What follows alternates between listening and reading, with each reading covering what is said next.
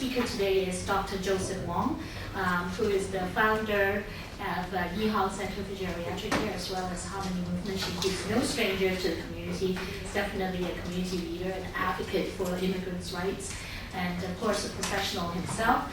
The reason why we're here today is to, of course, listen to Dr. Wong and the other speakers about the Bill 124, which is going through a hearing right now, public hearing, and I would encourage you all to go to attend those hearings and listen to the various deputations.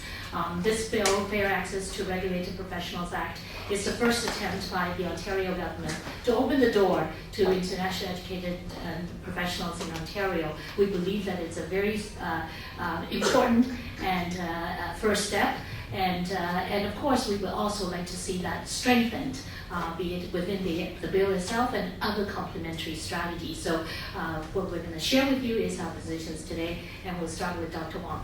Thank you very much, Amy. I'm very glad to be here. First of all, I'd like to make a very, very brief introduction of myself. I'm also an immigrant coming from Hong Kong some 38 years ago, studying in Montreal.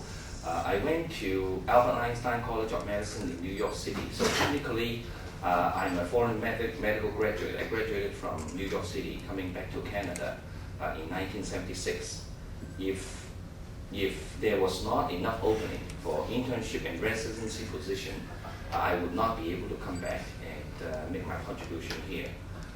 So it is very important for Bill 124 to become a reality and also to be strengthened so that there would not be any systemic discrimination against people who were trained internationally and with equally good qualifications and equally good intention to come here to serve in Canada.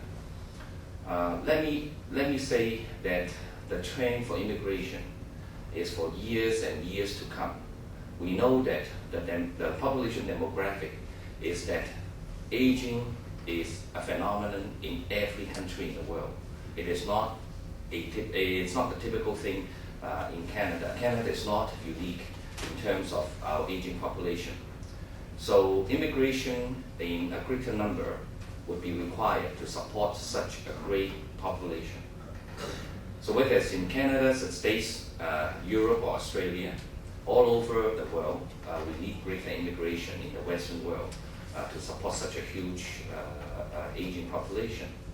So Canada is ahead of almost all countries in the world in terms of welcoming immigrants from all corners of the world to settle down here in Canada and to make our contribution here.